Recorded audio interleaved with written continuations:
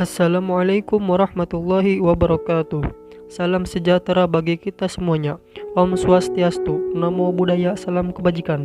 Oke, di video ini saya akan menceritakan seluruh alur cerita film yang berjudul Never Gone. Film ini dirilis pada tahun 2016, yang bergenre romantis asal Tiongkok dan disutradarai oleh Zhou Tuoru.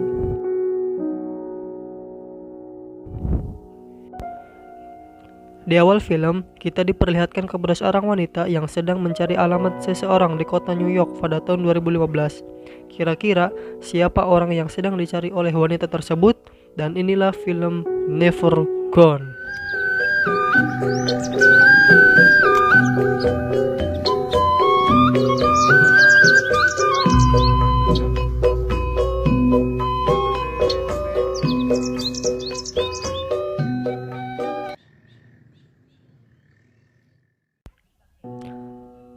Kita dibawa flashback kembali pada tahun 2007.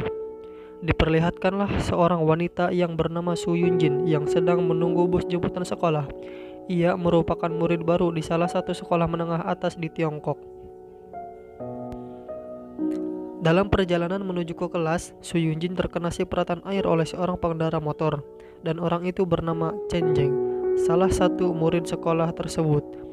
Ia merupakan orang kaya generasi kedua dari pejabat ternama dan merupakan pujaan semua wanita di sekolah karena kepintarannya dan ahli dalam bermain baseball.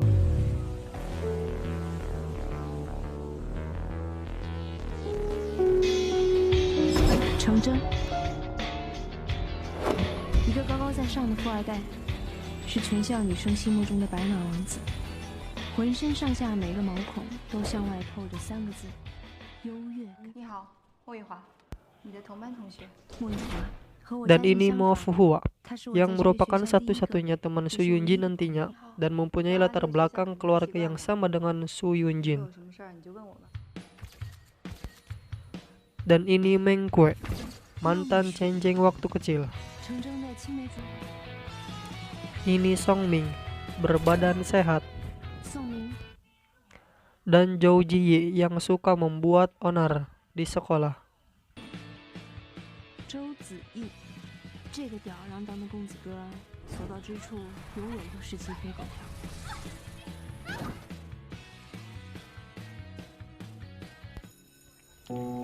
Di dalam kelas, Su Yunjin diperkenalkan oleh gurunya dan disuruh duduk tepat di dekat Chen Jeng.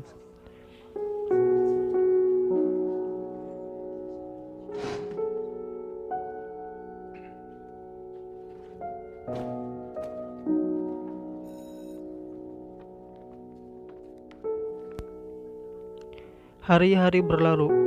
Pada suatu hari di dalam kelas dibagikanlah nilai hasil ujian, dan ternyata Su Yunjin mendapatkan nilai rendah yaitu 52, sedangkan Chen Jeng mendapatkan nilai sempurna yaitu 100. Kemudian di ujian berikutnya terlihat Su Yunjin menyontek, yaitu dengan menaruh buku pelajaran di kolong mejanya, dan hal itu diketahui oleh Chen Jeng. Chen Jeng pun melabraknya dan mengatakan bahwa ia bisa membantunya dan tanyakanlah kepadanya jika Yunjin tidak mengerti.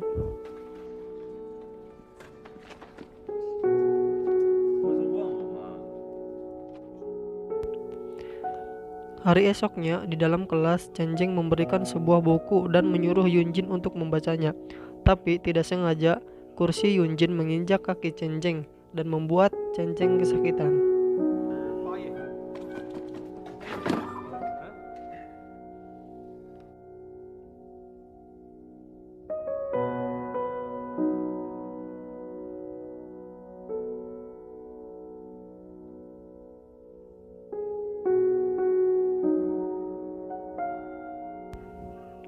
Pada jam istirahat, Yunjin menelpon orang tuanya di kampung, dan datanglah Zhou Jiyi dan juga Chen Jeng untuk meminta pertanggungjawaban atas kejadian tadi di dalam kelas. Kemudian Yunjin memberikan kartu ATM-nya kepada Zhou Jiyi dan lantas ia pergi. Ternyata Chen Jeng tidak benar-benar sakit dan marah atas Zhou Jiyi karena mengambil ATM milik Yunjin. Pada jam pelajaran olahraga, ketika Chen Jeng bermain baseball, ia dihampiri oleh Yunjin dan kemudian ia memberikannya uang untuk pertanggungjawabannya. 卡里没那么多钱，给你就拿着，怎么这么多话呀？谢谢你，但是你有别这样了。你看啊，人家根本就不领你的情，不需要别人的施舍。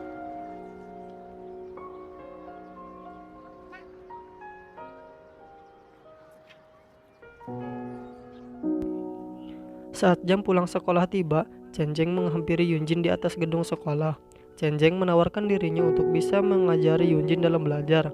Namun awalnya Yunjin menolak, tapi kemudian akhirnya ia menerima ajakan Chen Zheng tersebut karena teringat kedua orang tuanya yang sudah mati-matian menyekolahkannya agar sukses kelak. Hari demi hari, Chen Zheng mengajari Yunjin dengan metode pembelajarannya. Walaupun agak sedikit keras, tapi itu berhasil. Terbukti pada ujian berikutnya, Yunjin mendapatkan nilai bagus yaitu 85. 简洁有效。10题你做8题是吧？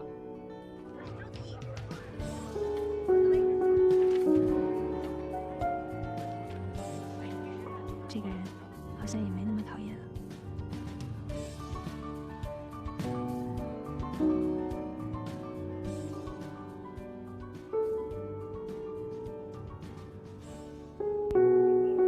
Suatu hari, ketika Yunjin dan Mo Fuhua menonton pertandingan Chen Zheng dan Zhou Ji bermain baseball, tiba-tiba Yunjin mendapatkan telepon dari keluarganya dan harus pulang kampung karena ternyata ayahnya meninggal. 景啊，你奶奶有急事儿，她回家了。 Hari demi hari, Chen Zheng melalui hari tanpa seorang Yunjin membuat ia tidak berasa semangat dalam kelas dan bahkan tertidur saat jam pembelajaran. Lalu, Mo Fuhua memberitahu Chen Zheng bahwa Yunjin sudah kembali. Lalu Chen Zheng langsung mencari Yunjin yang berada di OKS. Yunjin terlihat sedih dan menyuruh Chen Zheng untuk menjauhinya. Kemudian Yunjin lari dan Chen Zheng pun mengikutinya.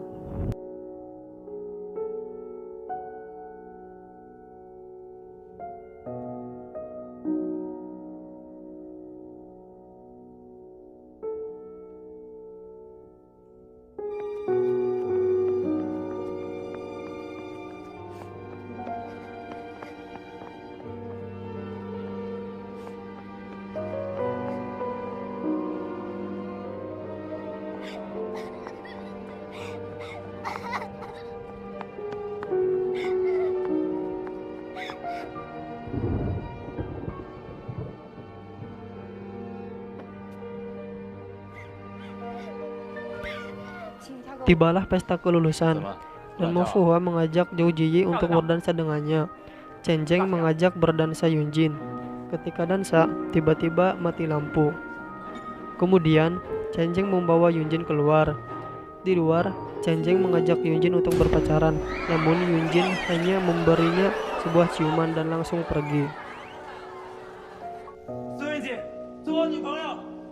孙慧锦跟我去北京。孙慧锦和我在一起。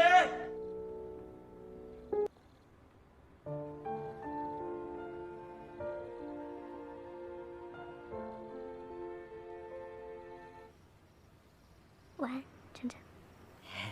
再见，再见。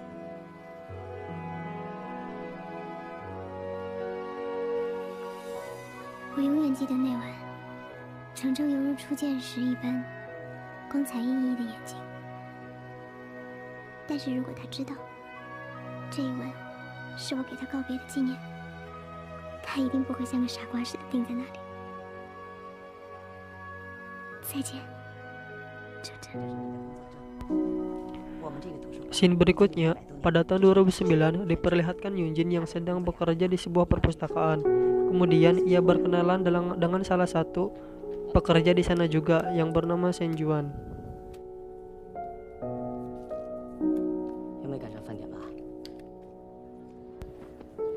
Hari-hari berlalu, kemudian suatu ketika Yunjin dibuat kaget atas kedatangan Chen Zheng ke tempatnya. Ia datang bersama adik kandungnya bernama Zheng Kue. 你怎么来了？我就能来了。你好，我是沈居安，冰姐的男朋友。巧了，我也是。程程。 Kemudian mereka berempat pergi bersama ke katedral naik mobil. untuk beribadah dan mereka pun menuliskan keinginan mereka di sana. Dan keinginan Yunjin adalah hidup tenang dan damai. 山哥，你不要买水去吧？这里是寺庙，菩萨都看着呢。那菩萨知不知道我心里有多难过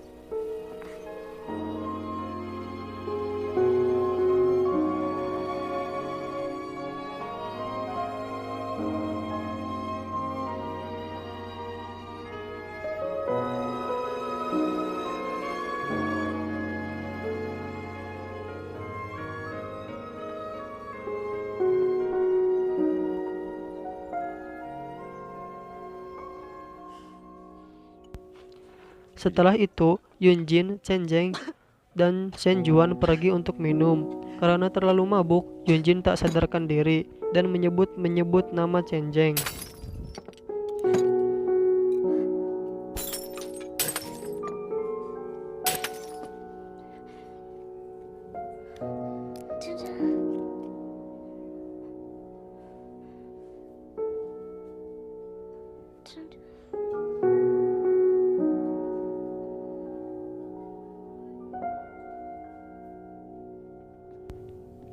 Esok harinya di tempat bekerja, Shenjuan seperti menjauhi Yunjin atas kejadian semalam karena mungkin ia cemburu.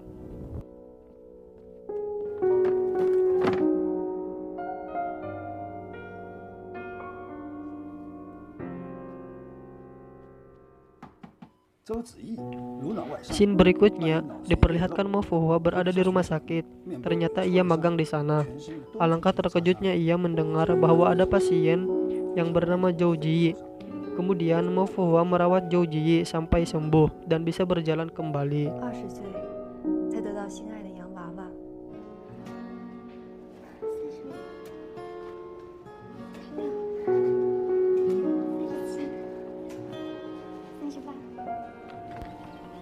Selanjutnya, kita diperlihatkan Yunjin yang berada di kampung menemui ibunya. Ternyata ibunya ingin menikah lagi dengan Paman Wu.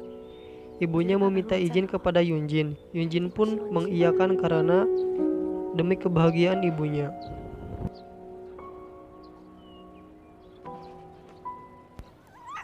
Lagi-lagi, Yunjin dibuat terkejut dengan kedatangan Cenjeng di depan rumahnya. Ternyata, Cenjeng bersama ibunya sedang mengurus bisnis perusahaan yang kebetulan berada dekat dengan rumah Yunjin. Pada malam harinya, Yunjin sedang membuat lampion untuk nantinya bisa dijual dan hasilnya bisa untuk makan. Dan Cenjeng pun membantunya dengan sungguh-sungguh. Su Yunjin pun terharu melihat Cenjeng yang tulus untuk membantu dirinya.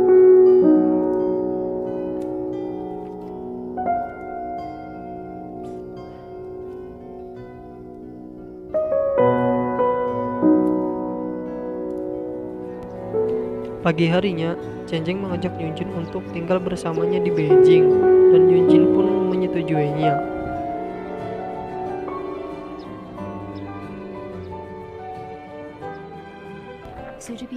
Kemudian, Yunjin melamar pekerjaan ke perusahaan yang ada di Beijing, karena ia berjanji untuk tinggal bersama Cenjeng di Beijing.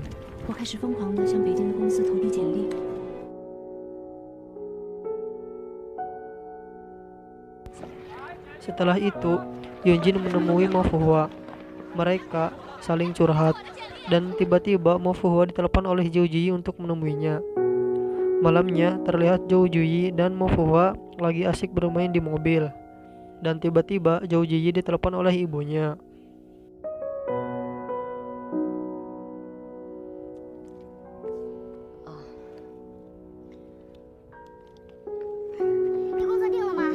Esok harinya, Yunjin ditawari kerja oleh temannya. Namun sayang perusahaannya berada di Shanghai bukan di Beijing. Namun apalah daya, daripada nganggur ya kan? Yunjin pun menerimanya.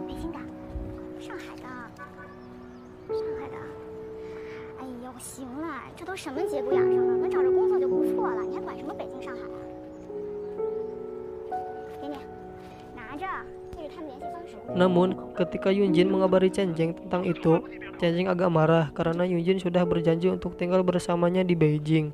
Kemudian mereka janjian untuk bertemu di sebuah kereta api, dan mereka pun pelukan untuk melepas rindu.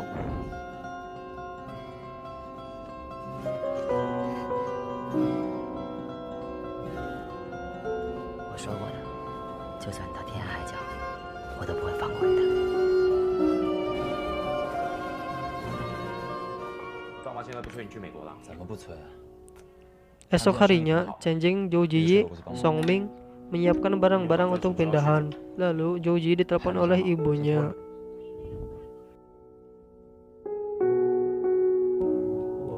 Kemudian Zhou Ziyi mengajak ke taman Mofua dan bercerita bahwa ibunya telah menjodohkannya dengan wanita lain. Mofua pun sedih pastinya karena ia sudah mengorbankan semuanya untuk Zhou Ziyi, tetapi ia ditinggal begitu saja.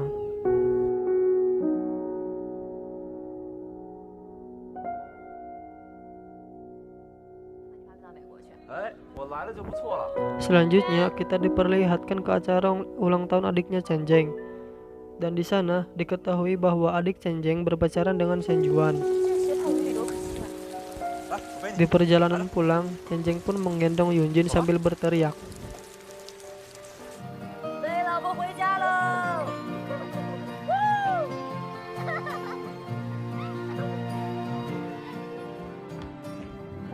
Scene berikutnya diperlihatkan Paman Wu mendatangi Yunjin. Ia bercerita bahwa ibu Yunjin sedang mengalami sakit parah dan butuh banyak uang untuk pengobatannya. Lalu Yunjin meminta bantuan kepada Shen Juan untuk memberinya uang pinjaman, dan Shen Juan pun memberikannya.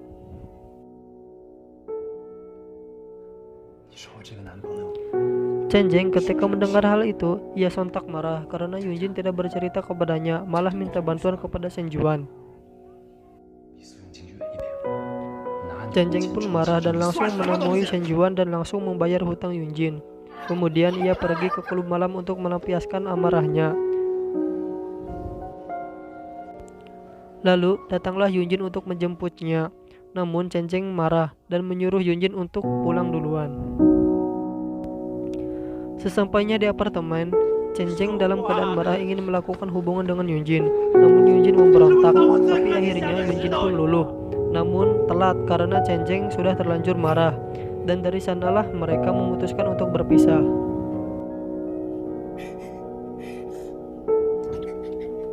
Atas kejadian tersebut, Chen-Jing pergi ke New York, Amerika Serikat untuk melanjutkan bisnis ayahnya yang berada di sana.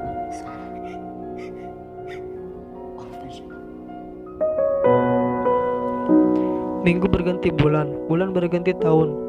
Lalu Yunjin mendatangi katedral yang pernah ia datangi bersama Chen-Jing. Lalu ia mencari surat impian yang ditulis oleh Chen-Jing, dan ternyata di dalamnya tertulis Chen-Jing dan Yunjin. Kemudian Yunjin pun langsung teringat kenangan-kenangan indah bersama Chen-Jing. Ia mengakui kesalahannya karena telah membuat Chen-Jing marah kepadanya. Yunjin pun langsung bergegas untuk menyusul Chen-Jing ke New York, Amerika Serikat.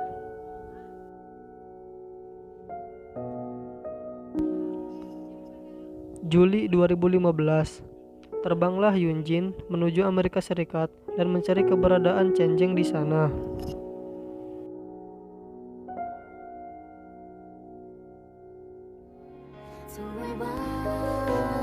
Setelah kesana kemari menanyakan alamat Chen-Jing, Yunjin pun melihat Chen-Jing dan sama.